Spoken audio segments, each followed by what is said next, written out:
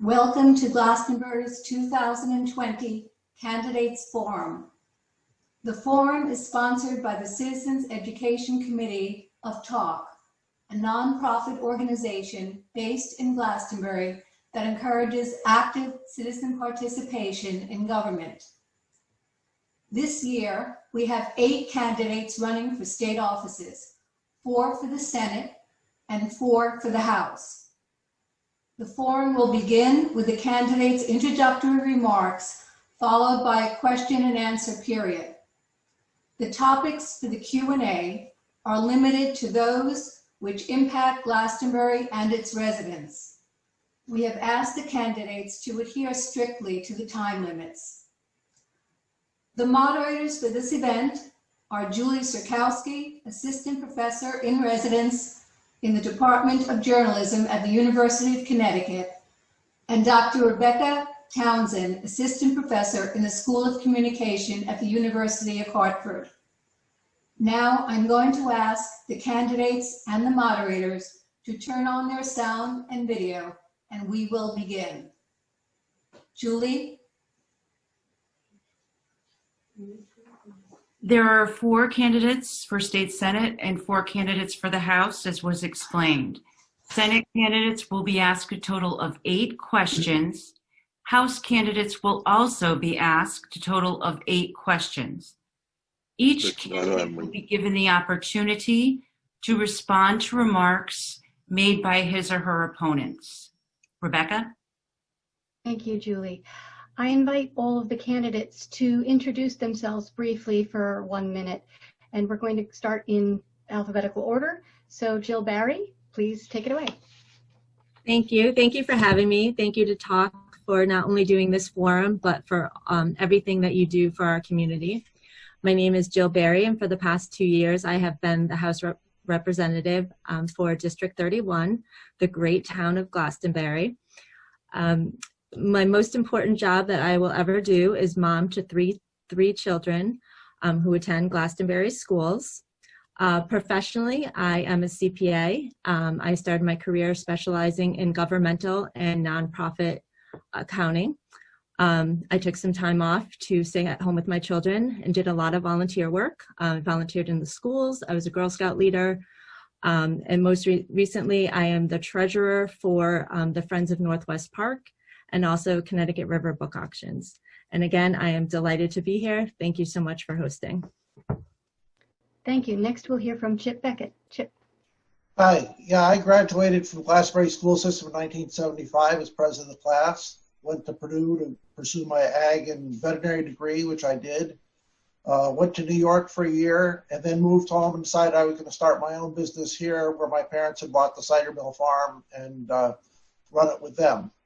I've done all those things, met a Glastonbury girl who got married and had 2 kids that we've raised, 4th generation Glastonbury residents from their grandparents' side, and was active in state and national veterinary associations and was asked to run for the town council after serving on the Water Pollution Control Authority, and I've been on the town council since 2005 and served as chairman of CROG for 2.5 of those years because I was the chairman of the Glastonbury Town Council and they liked my ideas for regional government. And here I am trying to improve the state for what I think has been a badly run legislature for a period of time. Thank you. Thank you. Next, we'll hear from Stephen Casano. Stephen. Yes, thank you, and good evening, everyone. It is a pleasure to be again running as the Senate candidate for the District 4, in particular for Glastonbury. And I want to focus my time on Glastonbury right now. About 4 years ago, I was approached by some students. They were members of the crew team, and they asked me to try and help them work out a way that they could get something to cover the boats that they use for crew. Well, that ended up in a long process that led to the development of what is now the boathouse. And to have that sitting there in Glastonbury, a landmark on the Connecticut River, was at a very, very exciting moment for me.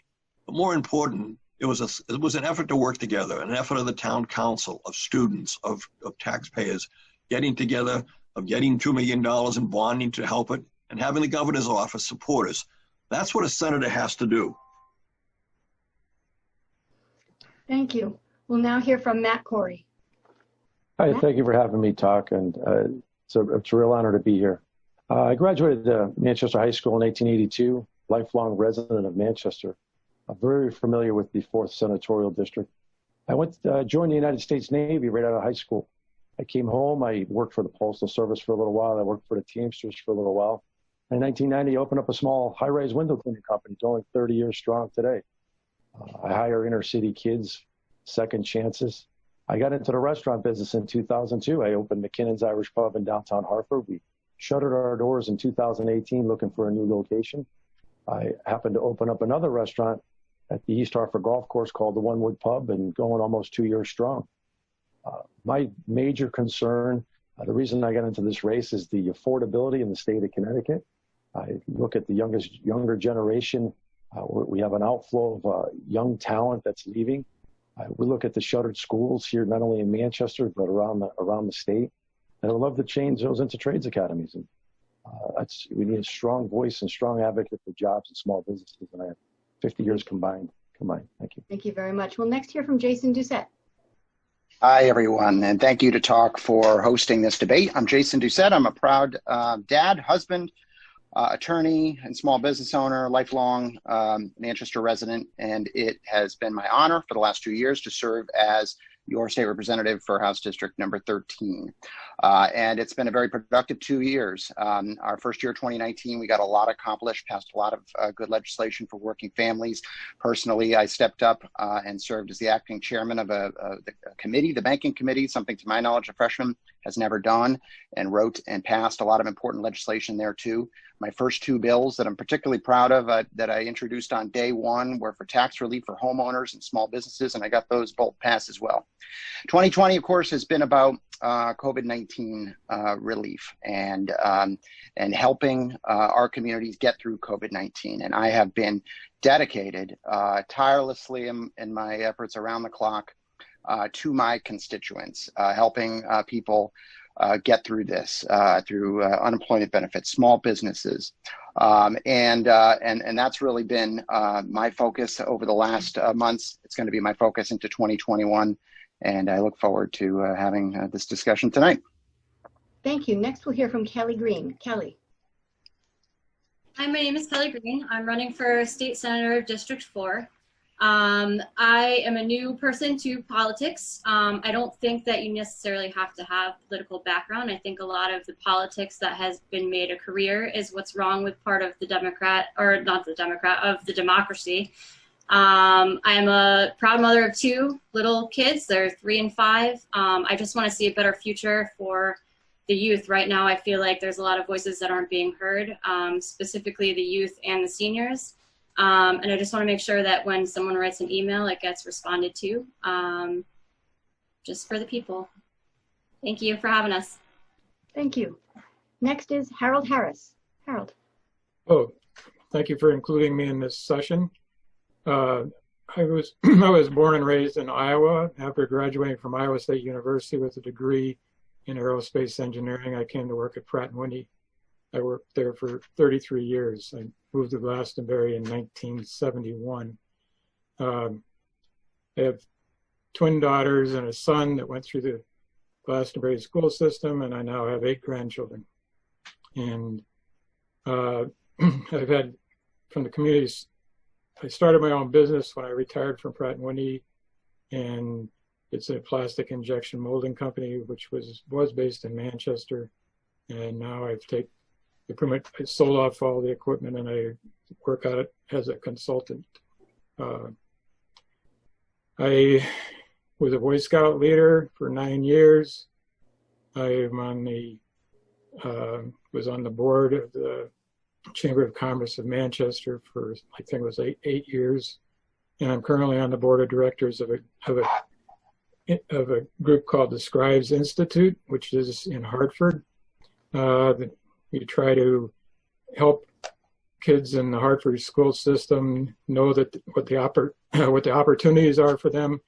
I talk about engineering and aerospace and those kind of things. We have other people that are accountants and lawyers and stuff to encourage the kids to seek a better future. I appreciate it. Thank you. Next, and our final introduction is from Brian Marois.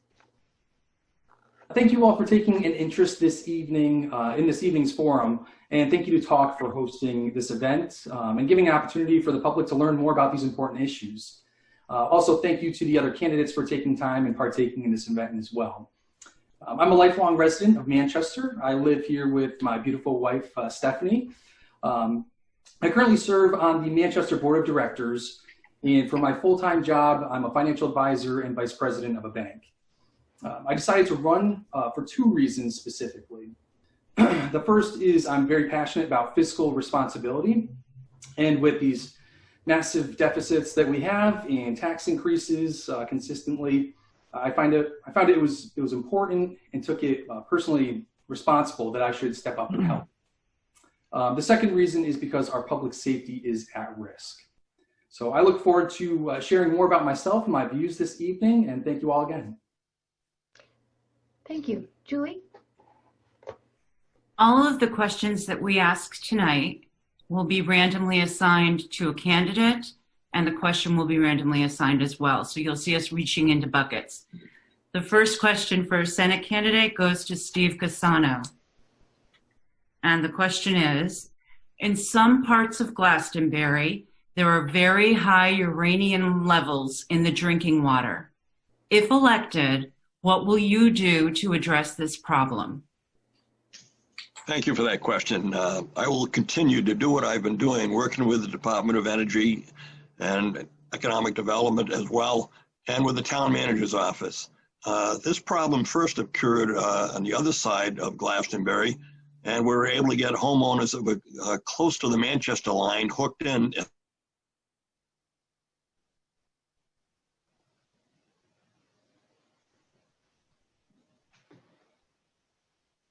Those people now have a safe system because it's going to be an expensive project. It's going to have to be something that is funded by the state because it is a health hazard, a serious consideration. I met with the town manager and with DEEP on 2 occasions now to move this project forward. It will take time, it will take studies, but it has to be done. There are neighbors that are reluctant to have it done, but the fact is it will be cleaner, it will be safer, it's going to cost money. It's up to us to see what we can do to help defer those costs. Mr. Corey, would you like to respond? Look, we have to make sure that the people have clean drinking water, and of course the state and the town local officials have to coordinate the cleaning of especially these brownfields that are out there. But the safety is first and foremost.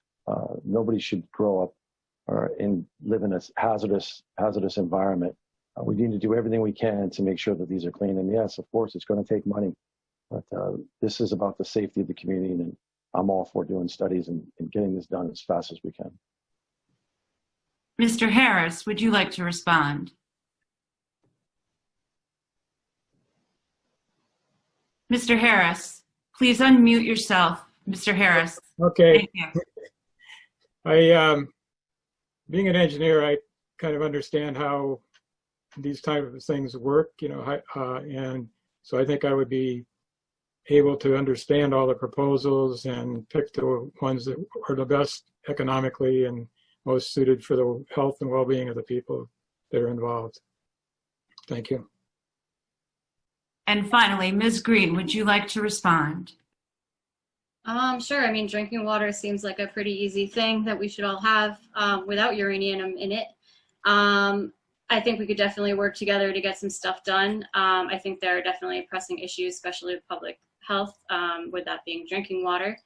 So that maybe it should be more at the table than some other things. So I think we just need to look at where the money is going to come from, where the money is being spent that it shouldn't be, and maybe put it towards drinking water, which seems pretty good. Thank you. The next question will go to the House candidates. We'll start with House 13, Mr. Marois. And the first question. The disposal of waste will shortly become a huge issue with the closure of the regional waste plant. How can Connecticut address this problem? Thank you for that question. First off, I think we should have more of a focus on recycling and sustainability as a whole. Those are two really important issues for our state and the country. I'm proud to say that I've focused and voted in favor of adding a full-time sustainability person to our Manchester staff to make sure that our programs and our town is working as sustainable as possible. So these are serious issues, but I think having more of an initiative towards education to our community about recycling and other ways that we can just recycle, not just plastics and whatnot, but other materials would be a very, very good idea to begin with. Thank you. Mr. Doucette, would you like to respond? Yes, I largely agree with Brian on this. We have to have a wholesale approach to our trash, and recycling is a big part of it. That's why I am a big supporter of overhauling our recycling and was a big supporter of the bottle bill, which is something we've been trying to get passed in Connecticut to expand the recyclables that are eligible for a refund. And that is a top priority of mine for 2021. It makes a lot of sense. And frankly, when it comes to the environment, like a lot of things concerning the environment, we don't have much time to waste on this issue. The time is now to act. And if Washington's not going to take the lead, then we need to be strong here in Connecticut to do so. I'm happy to be endorsed this year by the Sierra Club and the Connecticut League of Conservation Voters. And I will be focused on that agenda and again, turning the page and trying to do some things to comprehensively overhaul our trash management and recycling. Thank you. Our next question will go to House District 31, first to Mr. Chip Beckett. How would you change, if at all, the citizens election program? I'm actually pretty happy with the citizens election program. I think it has changed in that more groups can put money into it, like parties and unions, and I'm not sure that is as good as the original bill, but I think it has opened up the ability for many people to compete that otherwise could not compete. It's not easy to raise the individual dollar numbers, much harder, I think, than most people realize, and I think it's worked as a good system. Thank you. Ms. Barry, would you like to respond? Sure. Thank you. I agree largely with Chip. I think the citizen election program does allow many candidates to participate in campaigning. It is difficult to raise the money. One of the things I do like about it is getting the support from 150, 175 supporters from your district. That really shows that you are wanted on the ballot. And I think it works well, and it keeps everybody honest, and it keeps campaigns and financing legit. Thank you. The next question goes to Senate candidate Harold Harris.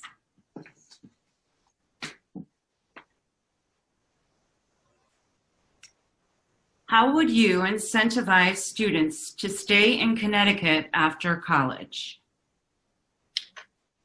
Well, the first thing is you have to have jobs for them to take.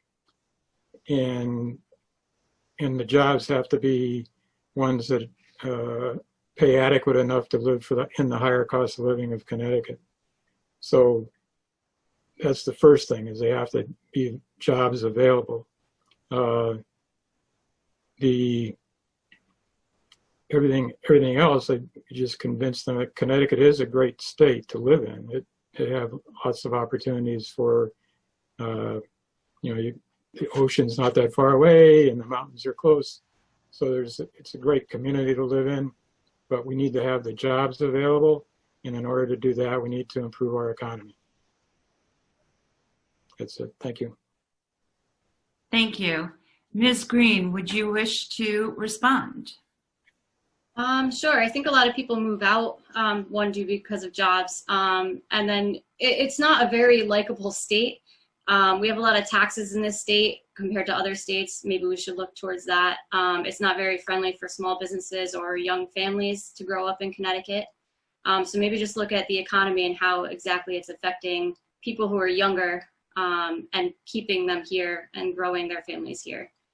So definitely the economy, jobs, and just taxes in general, that will definitely keep people here. Mr. Cassano, your response? Yes, it's interesting that the patterns of growth have changed dramatically. We're seeing a large influx of people moving from New York to Connecticut, a total reversal. We're never going to have a New York City or a Boston, but we have a wonderful place to live in. There's great opportunity for people here. And by doing some of the things that we've done with University of Connecticut and the schools and the university system itself, providing incentives, financial incentives to finish school, financial incentives to stay here with a reduction in their costs long-term, their loan debts and so on. Those are the kinds of things we have to do. We have to make it attractive and still maintain the quality of life that we're used to here in Connecticut. Thank you. Mr. Corey, any response? Sure, thank you. Connecticut has benefited from the influx of New York because New York is on fire right now. There's no businesses. Mayor de Blasio has shut down that entire city. So we have benefited from that. But my thing is not only college kids, how about high school graduates? We need to make Connecticut more affordable and business friendly. They've taxed everybody out of this state. We have a crumbling urban center, which is Hartford, Connecticut, that is lacking business and business opportunity and jobs. A lot of manufacturing has moved out. Glastonbury and Manchester are so close to that capital city, and we rely on making sure our capital city is strong, because if it's not a strong capital city, our suburbs are going to fail. Glastonbury is a thriving community, has an influx of wonderful business and opportunity over there. Manchester is not far behind, but we can do better, and we need to make and incentivize our younger generation to stay here and want to stay here, not only through jobs and entertainment, but just a quality of life. Thank you. Rebecca?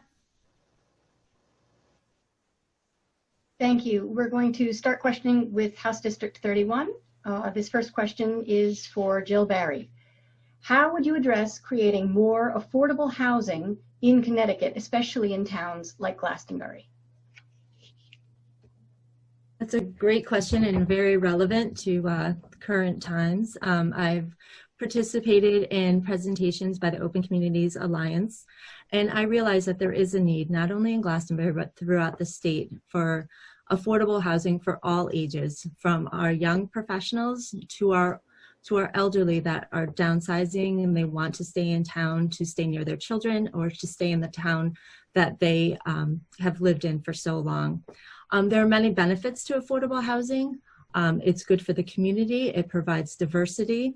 And I am very open to and committed to working with advocates to address this need in the future. Thank you.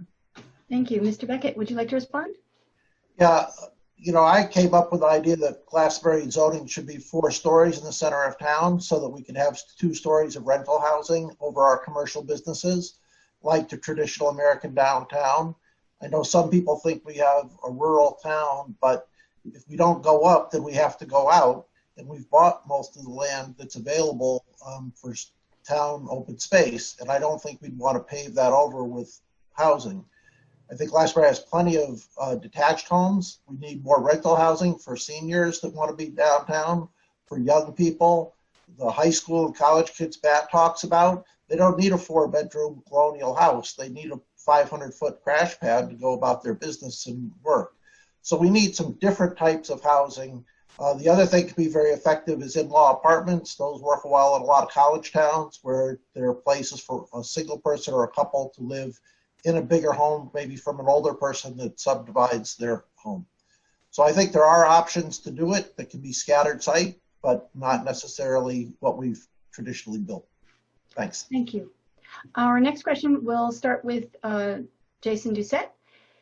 Do you support Connecticut's goal of 100% renewable energy by 2040? Yes, I do, very much so. And I'm happy to get another environmental question because it's something that's important to me. I think, again, we have to, as I said before, we have to go forward, and we have very little time to waste with this. The future is renewable energy. The future is not fossil fuels. So while we can continue to use the infrastructure that we have, I do not believe that we need new fossil fuel plants in the state of Connecticut. I signed on to a letter about the Killingly plant. I think we need to put the pause button on that and look again at that and other reasonable alternatives to that. So again, the future is renewable. I'm proud to have voted in favor of bringing wind power to Connecticut, and I'm happy to see that expand. I'm looking forward to the future of solar. We just got solar panels put up on our house as well, and got our first electric bill, and we're very pleased to see what that looked like. So we need to enlarge the net metering component of what we do right now in solar. So that's something that we have to continue to progress on year after year. But yes, we have to go towards renewables full steam on that, and it's something I very much support. Thank you. Mr. Morois? Thank you. Yeah, I feel renewables and just having sustainable practices is so important for the future, especially of the state, but also the country. And sustainability is, I guess I'm not just saying that, I'm walking the walk. I voted again, to create an executive level position that focuses primarily on sustainability in Manchester. Not only that, I voted to approve $185 million private investment into Manchester, where it's fully sustainable as well. They have its own power grid. It's the coolest thing. You guys really have to check that out. And also just voted to have an exploration process within Manchester to add solar panels to all of the schools within the town as well. So it's a pretty interesting time, but I think it's something that's really important for us to focus on. And I think there's a huge opportunity for Connecticut to really take advantage of that and have that be one of its pillar companies and industries within Connecticut. We have some of the best manufacturing companies in the country located right here in Connecticut. And if we can partner with them, make them work together, then I think there's going to be a lot of success within Connecticut shortly. Thank you. Julie? Back to the Senate candidates. The next question goes to Kelly Green. And your question is very long, so bear with me. In 2016, the state approved $10 million for the purchase of the MDC property in Glastonbury. In the end, the town only received $1 million. The MDC still owns 50 acres in town that the town wishes to acquire. How will you ensure that the money that was approved but never spent will be used to acquire this parcel of land without additional cost to the town? Well, I love numbers. I've been noticing a lot of numbers going missing with a lot of accountabilities. If they were granted $10 million and they only received $1, there's obviously $9 million left. If they're looking to acquire the land, I don't see that should be a problem if there was $9 million left. The question would be is to find out where the $9 million possibly was spent instead of it going to Glastonbury. So a lot of these questions I see come up when I'm doing my research. I love going down wormholes, especially when it has to do with money and missing. Those are my two favorite words, apparently, together. It happens a lot in government. So if this was a thing that Glastonbury definitely wanted to do, I would 100% look into why they aren't being allowed to receive the rest of their funds. That's it. Thank you. Mr. Casano, would you like to respond? Yes, I would. Thank you for the opportunity. I was involved in getting that $10 million set aside by MDC. As I see Chip and Jill here, they were involved in the council at the same time. We all have high hopes and still have high hopes that project will go through. You are now going through a process of negotiation and process between the town administration, which represents Glastonbury, and obviously the owners of MDC. The money has been set aside, but there are criteria that the State Department of Environmental Protection wants met. There are protections that Glastonbury wants in that same piece of land. It's more than one, it's multiple pieces of land. It is one of the largest planning projects that Glastonbury will ever undertake. And so I'm not surprised that it's taken this long because of the size of the deal, because of the massive spans of the properties. They're not in just, it's not one place. There are multiple places involved, and that's what makes this so significant. Thank you. Mr. Corey, would you like to respond? Yes, the reason why projects take this long is it's about safety, but it's also about the bureaucracy of how things are done. I mean, small businesses face it every day, but as a senator, you should take this interest of your constituents and of your district, and Glastonbury should be first and foremost. And we need to hold MDC accountable and make sure the wishes of the citizens of Glastonbury is met. And I hope this deal goes through and things work out. Thank you. Mr. Harris, would you like to respond? Yes. One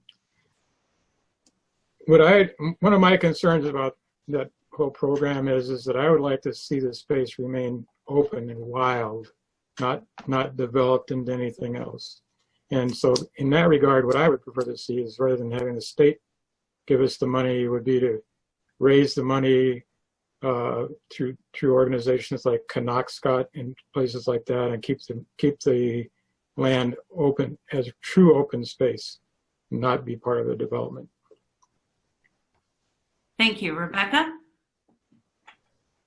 Thank you. We'll go back to starting with House District 13. Mr. Morois, this question will go to you first. Do you support the Police Accountability Act? If not, why not? And what changes would you make?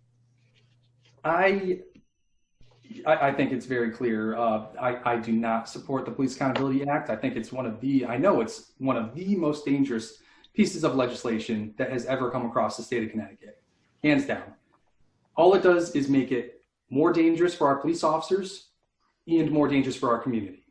It is easier for people to commit crimes, serious crimes like drinking and driving, smuggling drugs, weapons, human trafficking. It makes it easier for those crimes to be committed and get away with it. It makes it extremely dangerous for our police officers at the same time, unable to defend themselves or the community properly. Now, Mr. Doucette will say that these changes in the bill virtually do nothing when handling police, or there hasn't been any changes when handling police misconduct claims. So if that's the case, if it hasn't held any police officers any more accountable for all these serious things, then why would you vote for it? It's not holding them more accountable, and it's making the community more dangerous. It's a very dangerous bill that needs to be eliminated. Certain things that I think need to be repealed as soon as possible in the bill would be, I'm sorry, where's my time? Is the qualified immunity, and just the basic task of when an officer pulls over somebody, they're not able to ask them, hey, have you been drinking this evening? It's just license and registration. That's it. Not can I search the car? So I think it's extremely dangerous for our community. I think I've made that very well clear. That's why there's so many police unions that have been coming out to endorse me. The Manchester Police Union, Glastonbury Police Union, State Police Union have all come out to endorse me because they know that this is such a dangerous bill that can't be safe for the community. It needs to be changed as soon as possible. Thank you. Mr. Doucette, would you like to respond? Yes, I certainly would. I believe my opponent has showed exactly what's going on this year with the rhetoric behind this issue. There is a misinformation campaign being run. It frankly is coming from the very top, and Donald Trump's campaign of law and order has trickled down here to Connecticut. And my opponent loves to invoke this fear and division that this bill creates, the human trafficking and all of these things. What we're talking about here is a piece of legislation reform that was needed and was asked for by many across our state. There are things in there like body cameras. There are many things. I'm sorry. If I may get clarification from the timer, the timing was over? No, that was 30 seconds. Sorry. Oh, Please okay. accept my apology, Mr. Ducette. Sorry about that. I can't actually see the timer, unfortunately, on my screen. Thank So anyway, this bill, there's a lot of rhetoric behind this bill. There's a lot of misinformation. There's an allegation that it, quote, defunds the police. It does no such thing. It adds funding. There's an allegation that it strips away qualified immunity for officers. It does not do that. It does not do that. And it's this type of misinformation that's really fueling this divide and this fear. What we need to do is come together and have a civilized discussion about this. We've already started doing that with the police chiefs. I look forward to doing that more next year. Thank you. Thank you. We'll now turn to House District 31 with Chip Beckett. Any question first?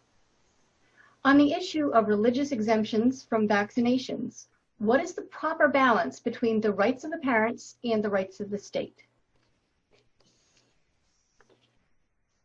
I think it's not just a matter of rights of the parents versus the state. It's also the rights of the other people that you expose and that are with you. I'm a doctor. I think vaccines work. I understand some people don't believe in them for their own set of reasons that I largely don't think are true, but I will certainly admit that some people have had individual bad reactions, but it's not true in a large population. But I think if you're going to have public schools for serious diseases like mumps, rubella, diphtheria that causes death in children, we ought to be, if you're going to assemble large groups of people, they ought to be vaccinated. You have to look at public health. If you don't like those rules, then I think you need to either homeschool or find a separate school that doesn't have those rules, and I'm fine with that. You know, the Amish have their own set of schools in New York and Pennsylvania and Ohio where there's large Amish communities. There's other groups, parochial schools. There's all kinds of models for other kinds of schools if you don't like the rules. But I think the public school system ought to be the public school system, and parents that send their children there know they're being educated and their health is protected. Thanks. Thank you. Ms. Barry, would you like to respond? Yes, please. Thank you. So I'll start off by saying that I am pro-vaccine. My children are vaccinated. This was a very big issue in the legislature in 2019 and the start of 2020. One of the problems I had with the bill that was proposed was that there was language in there that not only removed the religious exemption, but added a clause that said that any vaccine approved by the CDC would be required and mandated for school. And I had a problem with that. I agree with the vaccines that are currently mandated, but to leave that open-ended clause, I had a problem with that. Other things I have a problem with is pediatricians need more say in when they can grant a medical exemption. Currently, there are like three scenarios in which you can grant a medical exemption. And I think that needs to be expanded. I think that needs to be a pediatrician's decision. The last thing. We're out of time now. I turn it back over to Julie. Thank you. Senate candidate Matt Corey, you'll have the first question this round. Would you make the Connecticut legislative process be more open and transparent? If so, how? Well, look, we didn't have a voice during this COVID. Our legislators refused to go back to work. And I understand that COVID hit the whole country and it was in its entirety. And to turn the power over to the governor to get things done, it was unconstitutional, but it was probably something necessary to do. But they had the chance to not extend the governor's power and give the people a voice on opening their businesses, how to do that correctly. What the legislature, the leader of the legislatures were telling the people of the state of Connecticut, the constituents, that we can't make decisions in enough time to get these problems remedied. But yet they can go in and they could pass the police accountability bill with no public input. They could rush through emergency bills with no public input. It's just amazing to me that there's no accountability for our legislatures to the constituents, especially when huge matters. Whether you can visit your family in a nursing home or your child's education, or whether somebody can visit a doctor for just routine maintenance, or this is what's upsetting to the constituents, is that we didn't have a voice as the community. And yeah, it needs to be more transparent, and public needs to have an input. Mr. Harris, would you like to respond? Yes, I agree with Matt in most of what he said, because I think having the executive orders and things back in the first couple of months made sense, because we needed quick action, and so it was okay. But once the first couple of months were over and we started seeing a little bit more about what the issues were, we should have gone back into session, even if it's remotely, and have the decisions about the shutdown and all those things controlled by the legislature, not just by the edict of the governor. Ms. Green, would you like to respond? Sure. A lot of the reason that I am running is because there is no transparency right now. A lot of constituents are trying to have a voice and they don't have a voice. I think a lot of the things that are happening right now with the special session, if there is a special session such as the last one that went through and this one, a lot of things are being passed without any public say. So usually you can go down to the legislative building and you can comment on what you think the bill should or shouldn't be about. I think a lot of these bills need to incorporate more of a mass versus just some of the legislation that's allowed to be in. And like Matt Corey was saying, like a lot of this wasn't even said by legislators, which has a huge problem with transparency to me. If the governor can pick, 20 of his buddies to go in and make all these rules, well, we've all voted for certain people to do this. So transparency is a huge thing in my role in running. Mr. Cassano, would you like to respond?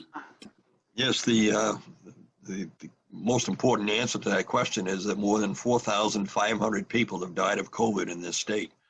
One of the reasons we're not in the legislative building is because of the contagion. We have to be careful. But let's talk about the process itself. I chair or vice chair 3 or 4 different committees. I chair Planning and Development. The Republicans and the Democrats, we, first of all, meet on a regular basis. We caucus on issues. We combine and share concerns, and we come out with joint legislation that almost all of the time is unanimous among our committee. Most committees do that, and that's extremely important. Many of you have been up to that building and you sat in those public hearings. Some of those hearings have gone for 24 hours. That's the people's opportunity to speak, to have their input into a bill, and then we make decisions. You cannot evaluate the process of the legislature based on the last few months when over 4,000 people have died, 4,500 plus, and not take that into consideration. We are trying to keep people alive, and that is our priority right now. Thank you. Rebecca? All right, we'll turn to House District 31. Candidate Jill Barry gets the first question. Most states support some form of early voting. Would you support a constitutional amendment for no excuse absentee voting and early in-person voting? Yes, I have supported both. In the last couple of months, I have supported both. In 2019, the House of Representatives passed a bill that allowed for early voting. Unfortunately, it did not have the 2/3 majority to get it as a constitutional amendment for this election. But I do support early voting, and I do support no excused absentee voting, especially in a year like this. It is overwhelmingly important that we have these provisions in place so that everybody has the chance to vote. So yes, I support both. Thank you. Mr. Beckett, would you like to respond? I agree. I think I missed one town referendum once in my life because I had emergencies that came in at 4 o'clock and I got home at 9. And I missed my opportunity to vote that day. I think early voting and absentee voting allows people to plan their schedule. We have a society where people prior to March traveled a lot. And I think a lot of people are away, and our voting percentage is not all that great. 80% for national elections, 60% for state elections. So I think we would get more people partaking in the process if we made it easier. And I think whether it be mail-in balloting or just early voting at town hall, not every precinct, but at one location in town, as well as polling day, I think that would make it more accessible to everybody and give us a better result. Thank you. The last question for Jason Doucette. How can Connecticut better mitigate COVID-19's impact on public health and local economies, especially communities of color? That's a great question. Obviously, I think we have fared better in many respects in our response to COVID-19. And most of the people I've been talking to in this election season do appreciate the job that Governor Lamont has done, and there is a good team behind him. We as legislators have had input regularly into many of the decisions.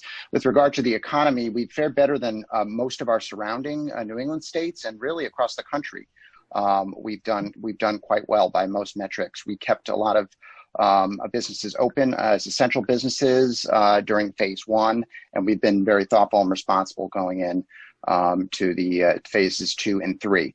With regard to, and this is a big topic, but with regard to your question about communities of color, yes, obviously the data is showing us that this disproportionately impacts communities of color, and it goes to comorbidity and the availability of health coverage in those communities. That's just one of the many reasons. So that's something, again, that I'm focused on here, doing as much as we can at the state level. And obviously this is a federal question as well, about expanding health coverage to make sure that everyone's covered. We cannot repeal the Affordable Care Act. We have to build upon it and expand upon it. We need to do everything we can as a state to make sure that people have good health coverage, preventive health coverage, and that's something that I think we need to work on. But obviously, COVID-19 is going to continue to be the major issue that we as a state are going to need to confront into 2021. Thank you. Mr. Morais? Thank you for that question. First, I'd like to just jump back to your previous question about the police accountability bill, because I believe that Mr. Doucette, by saying I'm drawing out false claims and driving fear into the community, really just needs to be addressed. And I think that these are some serious claims. You know, we all understand, Mr. Doucette, that you don't like President Trump, you don't like what's happening in Washington, but he's got nothing to do with how you're voting and what your voting record is and how that's impacting everybody in Connecticut. And this police accountability bill is extremely dangerous for everybody here in Connecticut. I think it's saying we're driving fear, and this is literally putting more people at risk. Crime is increasing. Police officers are leaving the industry in droves, and it's just inappropriate altogether. In terms of handling COVID, honestly, we want people to have health care. Whether they have health care or not, a pandemic is a pandemic. This is spreading. And so we need to control things. We need to continue to educate people about keeping distance, washing your hands, wearing masks, and letting people know what the real science is. Thank you. Thank you. We will be turning soon to concluding remarks. And I believe that we have a poll about the event soon. Excuse me, Rebecca. Yeah. I think we have a second round of questions. I'm so sorry about that. That's okay. I only know this because I had to reshuffle my deck so that all of the people would be in random order again. So I will start with the Senate. You're good with the House, right? Yeah. Okay. First question goes to Steve Cassano. And the question is, since the pilot program for the shared solar was successful in Connecticut, and successful programs exist in neighboring states, would you support a bill that established a shared solar energy program in Connecticut? Yes, absolutely. We have to go far beyond where we are now. We're only in the initial stages of solar. One of the difficulties we have in Connecticut is those that can really afford it are able to get solar, but too many people don't have it. This should be a subsidized program. This is where the state, everybody says we spend too much money. This is a case where we should spend some money because that'll help reduce the overall costs and demands on electricity, and the impact on the environment is so positive that it's something that has to be done in connection with the state, just like other programs that we have for college students and not paying tuition and ways to help them out. We need to do the same thing with the moderate and low income housing owners because it'll save energy, it'll save money, and it'll save the environment. Thank you. Mr. Corey, would you like to respond? Yes. There's plenty of federal grants for solar programs. The state needs to prioritize where it's going to bond and send money. The senator was one of the people that voted to force Eversource to buy plenty of green energy, which raised up your delivery costs. So if you send out a mailer saying, hey, in courtesy of Senator Cassano, thank you for the high energy costs that it costs the state of Connecticut millions of dollars. I mean, we have to make energy affordable here in the state of Connecticut, but we have to do it not only with renewables, but we have to do it with natural gas. There's a natural gas pipeline coming down through New Hampshire. We have to expand on that. We got rid of all our coal-fired plants, and most of our plants are running off natural gas. We need to expand that and make energy more affordable. But it's forcing companies to buy these renewable energies at some of the highest costs, and they're passing that on to the customers. And you have people on fixed incomes and seniors, whether have to make decisions whether to buy prescription medicine or pay for energy costs. It's a tragedy here in the state of Connecticut, and it's forcing businesses out of the state. Thank you. Thank you. Mr. Harris, would you like to respond? Yes. First of all, and remind everybody I'm an engineer. I did my master's degree thesis on solar energy back in 1974. And I can tell you that solar voltaics is the least optimum way to save the environment. Every house should have a thermal system that heats their hot water before they start investing in solar voltaics. I think the reason this is missed is because a lot of the government support goes to the solar voltaics, and so it steers people in the wrong direction. We need to do what's optimum first. You can heat the hot water for your house at about 3 times the efficiency that you can supply the electricity to heat the same water. So that's what we should be doing first. I think that people need to understand that just because the government picked a way doesn't mean that that's necessarily the right way. We need to review all these supports that we're giving to solar voltaics and think about other alternate forms of energy. Ms. Green, would you like to respond? Sure. I think I would be down for sharing the solar within the community. I think a lot more people would be apt to use it, and they would definitely reap the benefits. I think we also need to look at some other things to save some more energy, such as we're not allowed to have a Tesla dealership in Connecticut. Looking at the bottom of that, but there's a couple things that have been voted out besides solar that I think that we need to look at as well. Thank you. Back to you, Rebecca. Thank you. Now it'll be time for our closing remarks and the poll. We're going to do our closing remarks in reverse alphabetical order, and we'll start with Brian Marois.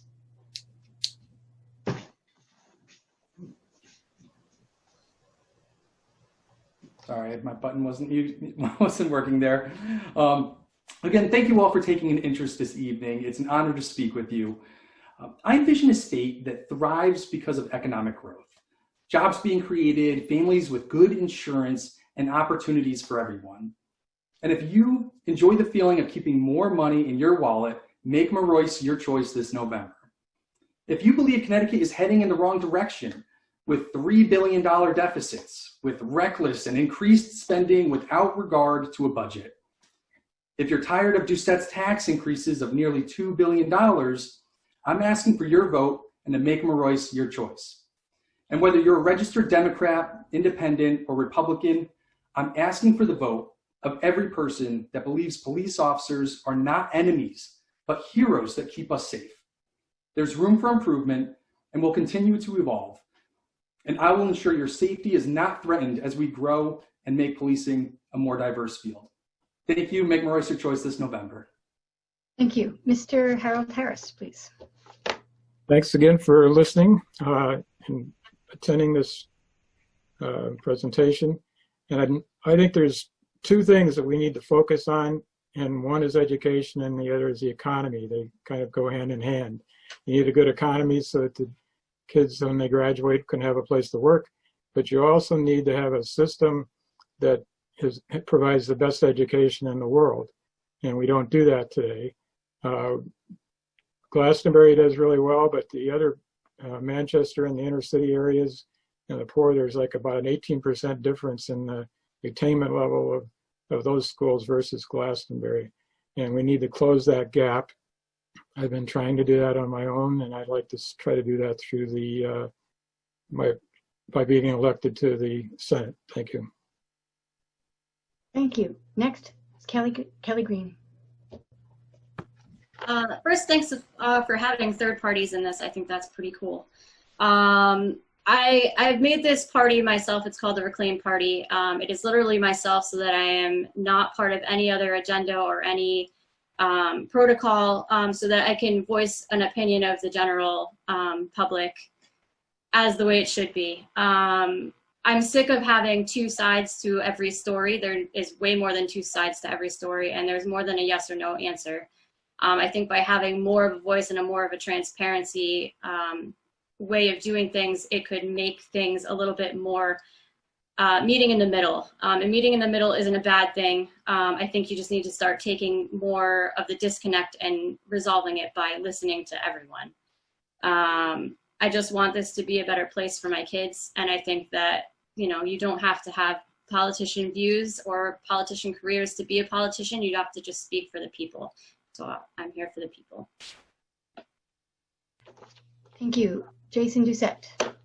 Yes, thank you, everyone. And again, thank you to the people of the 13th House District of Manchester and Glastonbury for giving me the honor to serve you. We've accomplished a lot together already, but I feel like we're just getting warmed up. So I ask for your support for another term. I have made this campaign for me about putting people before politics. And what that means is, and throughout COVID-19, we've seen it, we've seen it that the needs of our community are acute. I am talking to the people about the issues that matter to them, both responding to COVID-19 and looking forward. I have a positive vision for the future of Connecticut. I think Connecticut has a lot of potential.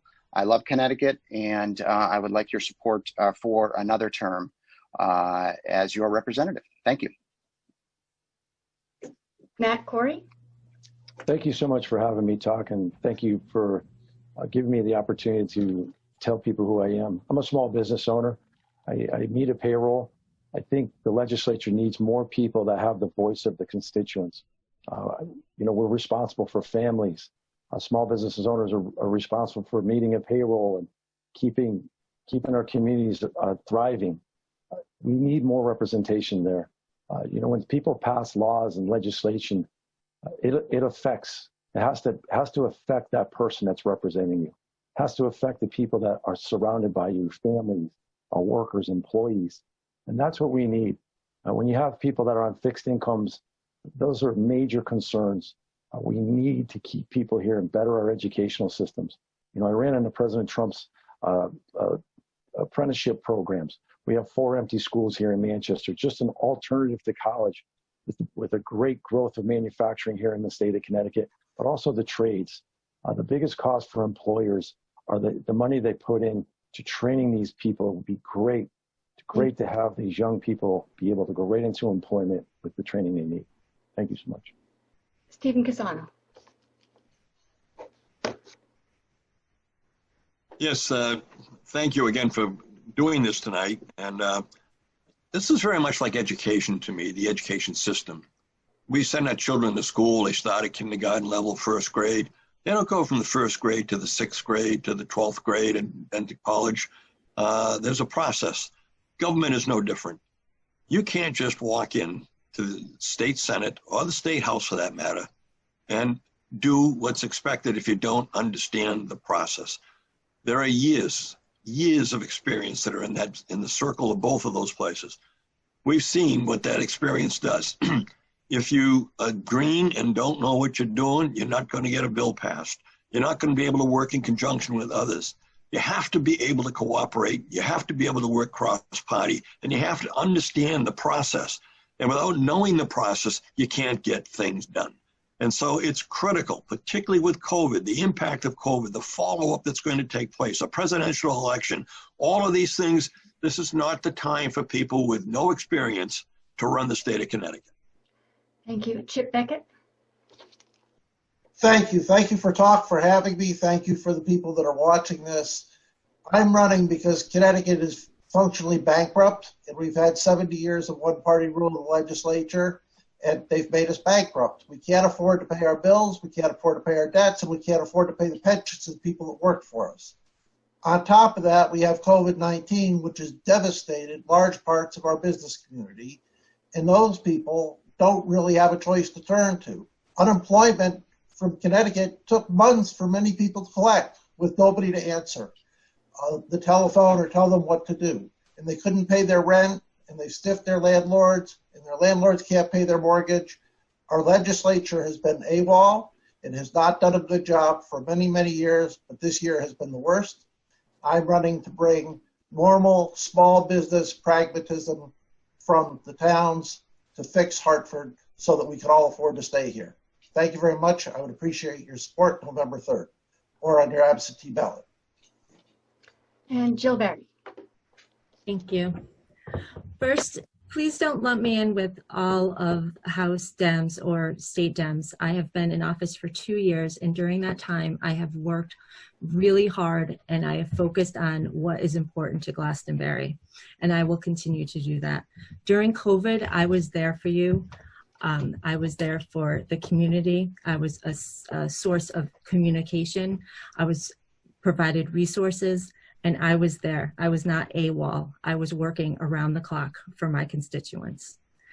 I first ran for town council and then state representative because I wanted to fight for what I believed in, and that's what I have done. My professional experience as a CPA specializing in government accounting was an added plus. We need leaders in Hartford with political courage to stand up for what is right, and that is what I have done. My voting record shows that I stood up for small businesses, the workforce, public safety, education funding, and the people of Glastonbury. We may not always agree, but I promise that I will always respect you. I hope that I have won your trust and your vote on November 3rd. Thank you. Before Ketty Marks comes on for her concluding remarks, everyone got a try there, right, Rebecca? All the candidates got their closing statement there? Let me verify with everybody. I thought I heard from everybody. Yes? Yes, I'm seeing nods. Great. We would urge attendees to please take a poll evaluating this event. And with that, I will send this. It should be on your screen now. And I will send this over to Ketty Marks for concluding remarks. Thank you all. Thank you to our candidates and attendees for participating in this year's Candidates Forum. Today's webinar is available for viewing on Facebook Live under October 12th events. Town Hall will also have the webinar. Just call and ask for Bobby Ashton, the Director of Technology there. Now we all need to get into action and vote in the November 3rd election. Please remember, if you vote in person, wear a mask and socially distance. If you vote by mail, do it early, or drop your ballot in the secure drop box outside of Town Hall. As one political scientist said, every election is determined by the people who show up. At Talk, we hope that every Glastonbury voter does just that. Thank you and good night.